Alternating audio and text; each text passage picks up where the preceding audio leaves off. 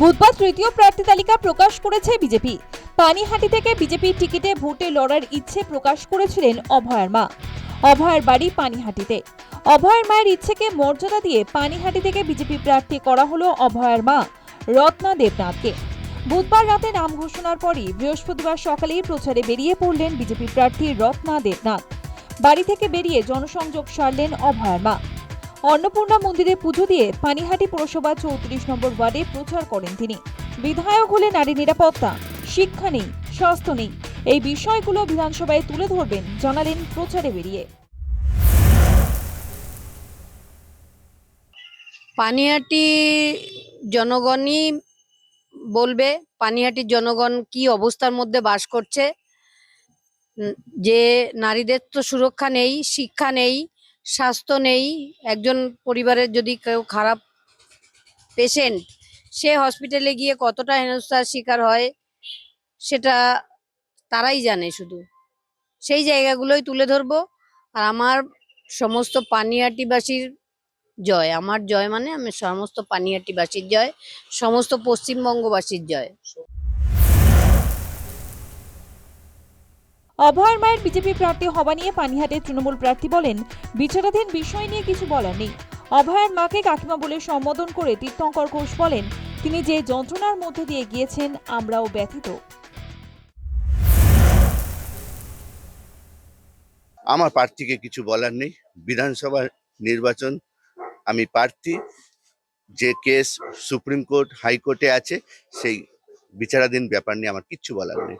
আমি কাকিমাকে বলি, আপনি যে যন্ত্রণার মধ্যে দিয়ে গেছে সেই যন্ত্রণায় আমরাও ব্যথিত, কিন্তু এটা রাজনীতিতে, এটা হচ্ছে দেশ শাসনের ব্যাপার, পুরো ভিন্ন অ্যাসপেক্টে বিধানসভা নির্বাচন। পানিহাটি সিপিএম প্রার্থী কলতান দাশগুপ্ত বলেন, এ ধরনের কোনো ঘটনা সামনে ঘটলে ফের গাড়ি আটকাবো, রাত দখল করব। যে কেউ রাজনীতিতে আসতে পারেন, কোনো অসুবিধা নেই। যখন আমরা গাড়ি আটকেছিলাম, রাত দখল করেছিলাম, তখন কে তৃণমূল কে বিজেপি দেখে করিনি। আজকেও সকালে যদি মিছিল চলতে চলতে এরকম একটা ঘটনার খবর পাওয়া যায়, আমরা সবাই মিলে আবার গিয়ে গাড়ি আটকাবো, আবার রাত দখল করব। আমাদের প্রতিবাদের রাস্তা থেকে কেউ আটকে রাখতে পারবে না। আর যতই সেটিং হোক, আমরা এই বিচারের শেষ দেখে ছাড়বো। প্রয়োজনে কবর থেকে ফাইল তুলে বার করে এনে অপরাধীদের আমরা শাস্তি দেব।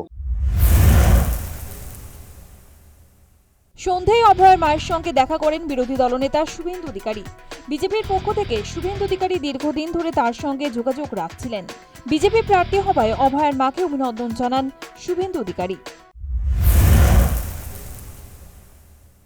চক্রান্ত লোপাটকারীদের মূল মাথা এবং বিনীত গোয়েলদের সুপ্রিম কোর্টে বাঁচানোর মূল কারিগরকে যিনি রাজ্যসভায় পাঠিয়েছেন, সেই মমতা ব্যানার্জির দলকে, মমতা ব্যানার্জিকে তিনি পরাস্ত করার লক্ষ্যে ভারতীয় জনতা পার্টির প্রার্থীপদ স্বীকার করেছে।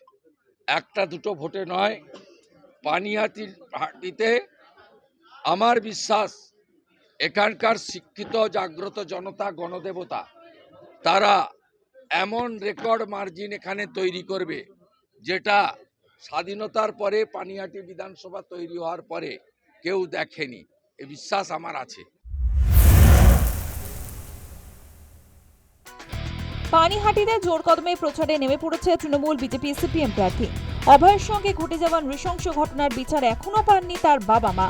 সেখান থেকেই ভোটের ময়দানে নামার সিদ্ধান্ত অভয়ার মায়ের।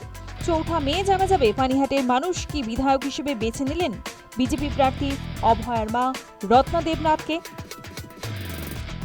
News time.